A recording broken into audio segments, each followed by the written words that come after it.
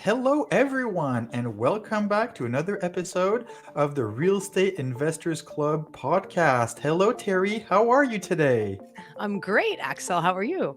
It's good. Life is good, except the temperature outside. But otherwise, can't complain. Yeah, there's certain things we can change in life. Temperature isn't, so we just got to deal with it. So today it's a bit of a fun episode because you are the guest and we are here to talk about your book coming out. You're about to release the second edition of your wonderful Mindful Landlord book, and I look forward to hearing about it. Great. Yeah, so your original book came out in 2019, and we're going to kind of dive into a little bit about what it's about, what it talks about, and how, because it really comes from the gut for you, it's really personal. And then you decided to release a second edition post COVID, which totally makes sense because our world has changed. So, first of all, what was the original book about? The original book is exactly what the title says. So it's called Mindful Landlord, and I guess it's came out of my frustration with some of what I observe in, I guess, the real estate education field. And I feel like, we've had lots of conversations about this off camera, you and me, but that there's often like this real ethos of more deals, more dollars, more doors, and that it's all kind of about bigger is better, and that has a whole bunch of consequences. Like it Mhm. has a consequence of maybe pushing people further and faster to create structures and get into stuff that maybe is beyond their comfort level. Or else, if they don't choose to go that route, then maybe they end up feeling a bit like ashamed or like lacking confidence because they choose to do smaller investments or not quit their job the first day that they want to go into real estate. Yeah. um and so that's kind of like one aspect. The other aspect is the fact that when we start to succeed in real estate, I think there's also this tendency to just want more and more and more without understanding what is the more for. And that there's this kind of like, aspects where like mindfulness comes in at the beginning of your journey when you have to optimize your mindset and like conquer a lot of those barriers, mental barriers that people have. And Mhm. then once you start to succeed, then it's to not get trapped up in a cycle of greed or over leveraging yourself in order to basically meet someone else's objectives. Yeah. Because ultimately, like, your real estate practice, just like anything else that you practice, has to reflect what you want to do with it. And Mhm. if you're taking in all of the stimulus of what the world tells you you should do and acting according to that, that's not the path to happiness. No, So, definitely. And you're absolutely right. And we all know example of people who, as you said, like fall into it of like more and more and more, and they forget that tenants are our clients and they are really important. And I know over time I've developed relationship with some of them, and sometimes it's good and sometimes a bit less so, but that's not the point. And so you also come from a background where you've started kind of doing some property management as a university student because just essentially no one would do the dishes. And I'd love to start a little bit to start again at that point so people can really understand your background and how you got to do this and why it's so important for you to be mindful about it and caring. yeah, well, I mean, like, very simply, as you say, like, I started landlording as a university student because I lived in a student house that had no management.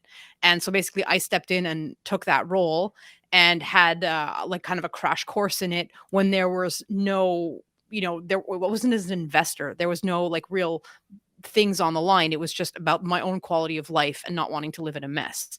And, one thing kind of led to another. And then a few years later, I started investing, but it was always with that hat of the property manager, of me wanting to just, I like things that function properly, and like it's probably my Germanic background, right? Like I like things to be like clean and orderly.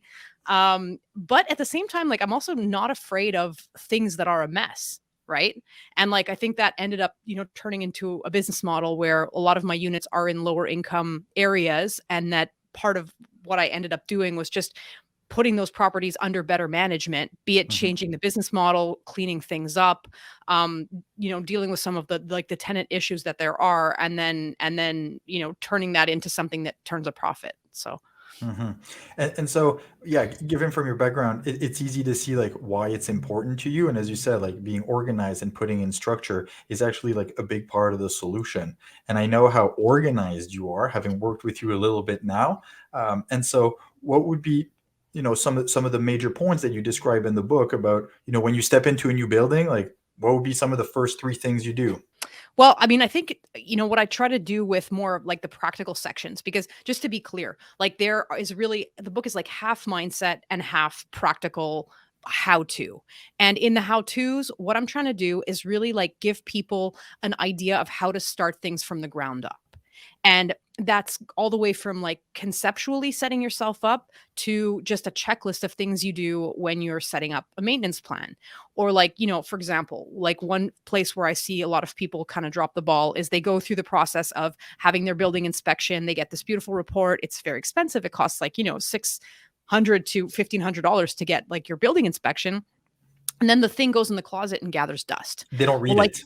they don't, or they read it to negotiate and then forget about it. Yeah. But so it's basically, no, you need to take that document, transform it into an Excel sheet with different dates over time. And that allows you to plan your maintenance schedule in terms of budget and also in terms of like reminders of when you need to execute like which kind of interventions. So that's just like there's like a very nuts and bolts component to it. hmm But there's also, in terms of conceptually setting things up right. And, I'll give you an example. Like I think a lot of us have this idea when we get into investing that we need to have passive income and that, real estate is a passive investment vehicle. And we all know that. But Passive, huh? yeah, Yeah. no, but I mean, but passive ish, right? Yeah. Like it's supposed to be an income generating system. And yet, a lot of real estate in education ends up conflating more active strategies like wholesaling, like flipping, like being a broker, doing all of these kind of active strategies and being like, that is good income because it hmm comes from real estate, but it's still active income. Yeah. It's a And full on so business at that point. it's a business. And so if Mhm. you're evaluating like your job, like a day job is not a four-letter word, right? Like it's an active income generating strategy. And like yes, building a passive income system is the tool to building wealth, but if you're going to do active strategies, be clear about what an active strategy is so Right. that it's not like, oh, I need to throw my job in the garbage because it's not in the real estate field. Like Mhm. hang on. No, no, that's a good point. That's a good point. And so, going back to the book, you released it in 2019. I mean, we all had a massive slap. I guess the world got slapped, and a lot of things have changed. And so, in the second edition, because I've had the luck to read the preface, and you start by kind of sharing some moments of the first phase of COVID and the pandemic, and kind of what we went through on a what you went through on a personal level, and being a mother. And so I was hoping we can kind of restart with that of like, well, what's changed since then? Well, I think, and I do think it's actually like relevant of what happened. So why is there even a second edition? Like, there's a second edition because my publisher went bust, right? And like when your With publisher COVID? yeah, they were one of the businesses that was a casualty of COVID. Okay. So like the book publishing industry has, been in trouble for a while, like hmm and certain publishers have better and worse made the transition into the digital era. And so basically like they were one of the businesses that became a casualty of COVID. And so, I mean, that in itself is a comment, right? That like Yeah. I ended up having to figure out how to take back the rights to the book, sort things out with Amazon, pull down the old version, get the new version. And then I was kind of faced with this idea of, okay, I'm going to need to re-release the book anyway. But if I take a 2019 book that basically came out 6 months before COVID and Yeah. just put it out there again, it's going to be very dated and be missing a lot of the things because, like you said, I don't know that I would say slap, I would say punch. Like I think we've all gotten punched in the face in the Yeah. last 2 years. True. um, and trying to deal with like I think some of those shocks are temporary. Like obviously in the preface I share like some of the challenges maybe that a lot of people have faced, and me like as a woman with a young kid that ended up being a certain thing. But I think like a lot of people have faced different kinds of challenges through the COVID period, just depending on where they are. So I think being mindful of that is one thing, but then there's also like looking at if I was Sleeping Beauty and I went to sleep in at Christmas 2019, and I was wake up today, what are the takeaways and what are the challenges that we're facing today, specifically with our real estate practices, Mhm. and what kind of decisions do we need to make moving forward in this the new normal, right? Yeah, exactly. And so, talking about this, like, what, in your opinion, and that you talk about in the book, what are some of those new challenges that we Yeah, have now and that yeah. we'll probably have for a considerable amount of time? Yeah, so just without giving away the whole punchline, I'll just pick my top 3.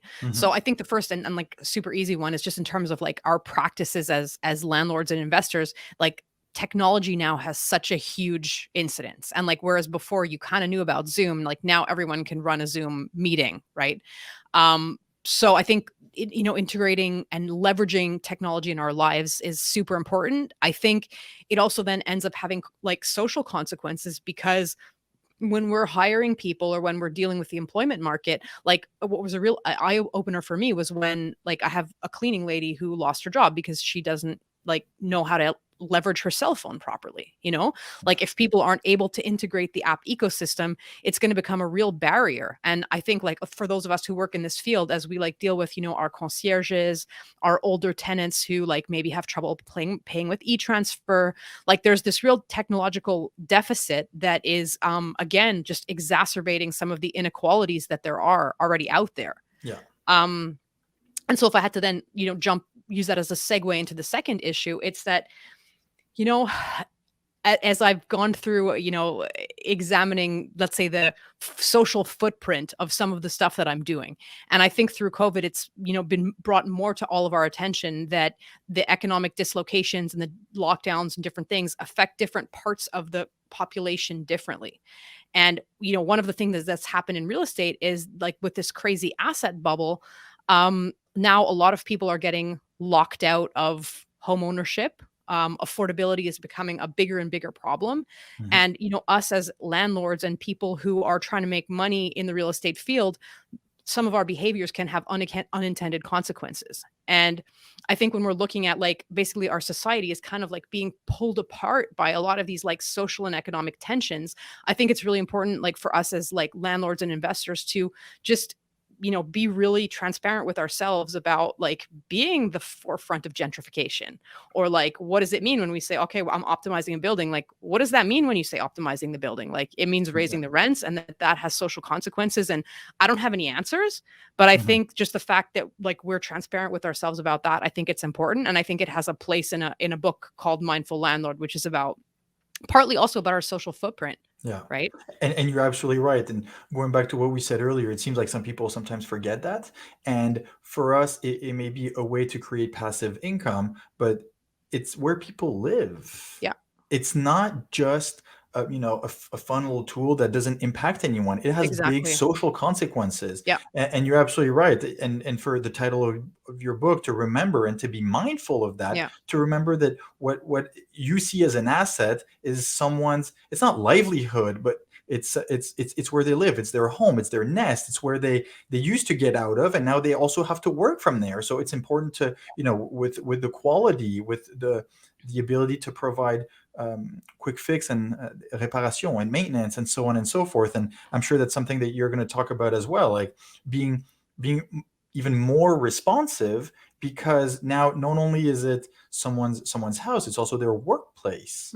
No, well, it's I mean professionalism, right? And I think if I were to say like in if how could I encapsulate in one word what I but my more practical advice is really to try to inspire people to just bring a level of professionalism into what they're doing in the real estate field. And it doesn't mean we're not social workers, right? No. And like as an investor, you don't receive training in that, and that's not what I'm suggesting. I don't necessarily think that's our role. But the more you force yourself to behave in a way that's professional and to just like raise that standard, the more kind of respectful the practices become anyway, because you can't, not react to maintenance calls for X number of time. You can't talk to people however you want. Like there's a minimum standard there that you need to maintain in your like your client relations with the tenants. Hmm. Um, And sorry, in that client relation, I'm a big people person, and I still, when I say enjoy, like it's important for me to meet all of my tenants and to have a little bit of a rapport, and it's something that obviously before was much easier, and now is like, to sign the lease, you do everything electronically. We've had virtual visits, then we had a meeting on Zoom, and then you realize like you've actually left the keys in the mailbox. People move in. You've never actually met the person in face to face, and it has goods and bads. And you're right, like we've all now been pushed so much in the last 2 years to leverage technology, but let's not forget that human aspect. Yeah. Yeah, absolutely. And, if I can just kind of back up a little bit and add one thing that, I mentioned that there are like really three Yeah. things that I want to talk about in the preface. There's more, but like those are kind of my top three. And I would say the last one is just really like reading the economic tea leaves. Because I think, if we are transparent with ourselves also of like what's happened in markets in terms of, like I said, asset bubbles, right?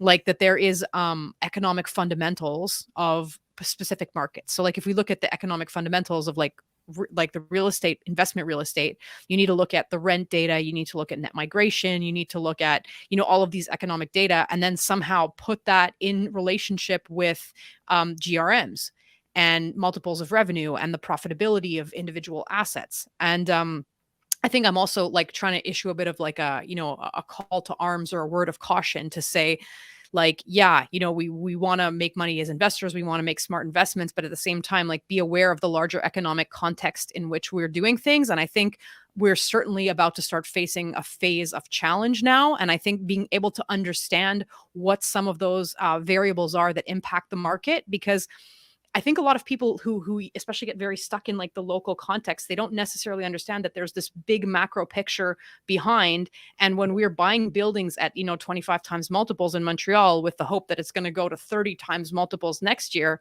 watch it. Yeah, Yeah. watch it.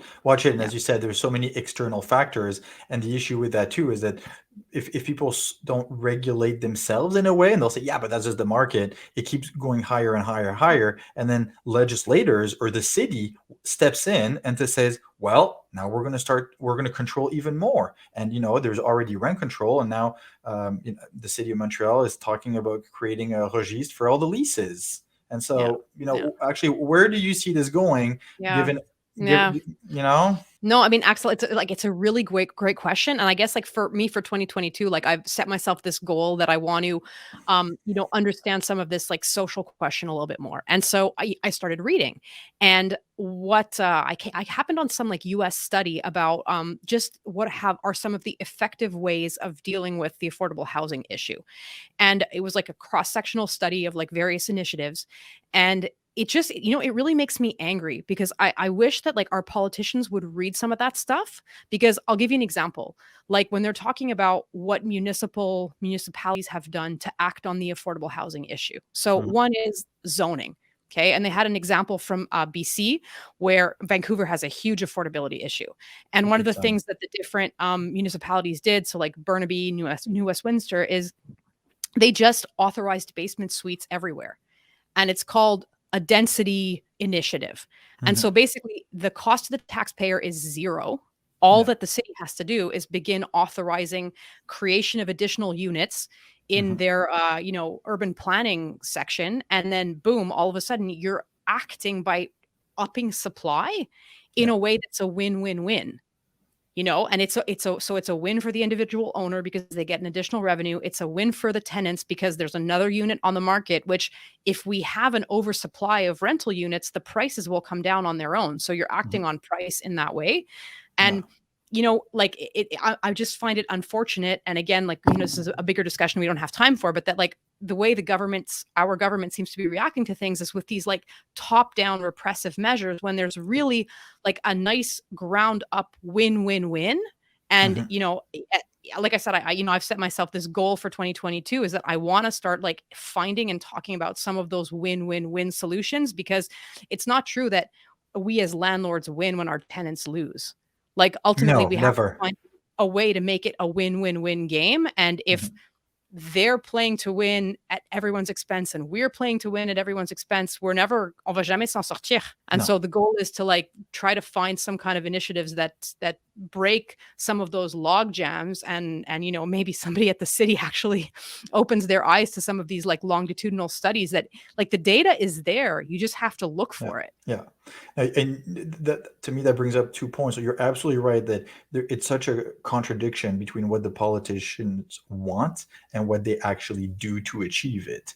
And oh, there's a lack of new dwellings and stuff. Okay, well, could we just speed up the permit process as long as all the criterias are met? I mean, you try to do a new construction now, it takes a year to get a permit. Yeah. It's insane. And so And let's two, let's let's deploy these resources to create un registre des loyers, which is going to cost how much? And like the landlords are just going to find a way to somehow move their way around it. The regie already has this thing, and yeah. all it does is it envenomates the relationships that are already difficult, like between property owners and tenants. And as opposed to looking for win-win solutions, it's like they're coming down with like more banging on people's heads, and that's just not how you take apart some of this like loggerheads at which we're at. So Hmm. Hmm. And it goes in 2 ways. Like, yeah, it's true that there's to me a very very small minority of landlords who don't act properly and ethically, with increases in rent and stuff like that. But at the same time, we also have to be realistic, and the city needs to understand that. Like, we are now. I was going to say. I don't want to say a world metropolis. I mean, we're not Mumbai or Singapore for sure. But I mean, is it still reasonable to expect that there is $500 apartments downtown for people? I mean, we also have to be realistic and ask ourselves that question. And two is that we've been used to a market where there's so much demand that I was going to say we, like landlords and owners, sometimes have the bigger side of the stick. But what if things change in 2 to 3 but years? Axel, What are we going to do? things Yeah, have already changed. And yeah. again, I don't want to give away the punchline of the preface, but one of the sections is kind of looking at the data in terms of vacancy rates, right? And like vacancy rates across Canada right now, the big metropolises like Vancouver, Toronto, Montreal were in like the 4% territory. Hmm. And like a balanced rental market is, between 2 and 3%. We had a rental crisis before COVID when we were down to like a 1% vacancy rate, but like we're around 4% right now. Yeah. And so, I mean, there are like enough vacant units in Montreal. The issue is it's an affordability issue, right? Hmm. And so how do you address that in a market? And you can try to do it with a tool like rent control. And if you look at the efficiency and inefficiencies of a tool like rent control versus working on the supply side, like, prices for things are set by supply and demand. And if you act on the supply end, it's different than trying to regulate a market and then creating inefficiencies and weird things where people have to manipulate to do cessation de bail to keep the Yeah. rent artificially low, or Hmm. manipulate the increased sheet to have something else happen. So Hmm. Yeah, and then to also touch the supply side, like add more dwellings, yeah, make it easier to yeah, build. Okay, and so, and by the way, I love those conversations because it really touches the economics of it and yeah, how it works at a more macro level. And sometimes we have the tendency to just look at one building or one transaction and stuff, but like you look at a borough, a city, an entire country, and yeah, also then you can add immigration on that. yeah. It gets fascinating. So in your new book, you also share some anecdotes that are during the pandemic, and I was hoping maybe we could have a little bit of a laugh, or if it's funny, I don't know. That maybe you could share a little bit about it to uh, poke people's interest, to get the book. Well, again, I don't want to, give away the punchlines, but basically what I made an effort to do in the second edition is to just when I'm making a point, like just try to tell a story that will allow people to, kind of picture a certain thing. And I guess I'll share just one little anecdote with you of our latest edition of the Tenant Darwin Awards. Oh, Um, we just had some of our tenants, and I won't. Their names will be shall be remain anonymous. of course. But so over Christmas, they left to out of the country for 2 weeks and left their kitchen window open. Yeah. I don't know if the heat was on, but in -30, it doesn't really matter whether the heat was on. And the consequences were predictable. Turns out it was a third floor condo, and the pipes popped and it flooded the entire building. We're now at a 80K insurance claim. Oh my God. But all this to say, the tenants had tenants insurance because we require as a policy that they provide their tenants insurance letter. And Mhm. so basically, the cost of that is going to be deferred to their insurer, and the co-property probably is not going to see a big increase in their premium. So for that's an an example of an anecdote that can illustrate the importance of just making sure you do your due diligence. And how happy was I when I opened the tenant file and saw their proof of insurance and showed to Yeah. my client, look, Yeah. we're good. Yeah. We're covered. Yeah. Yeah. And it goes back to the very beginning where it pays to be organized and to have a Yeah. checklist. And Hmm. to set your structures up in a winning way from the beginning so that you're not scrambling afterwards and, losing your peace of mind. Yeah. And also like COVID, and you talk about it in your book, has pushed us to get out of our comfort zone even more.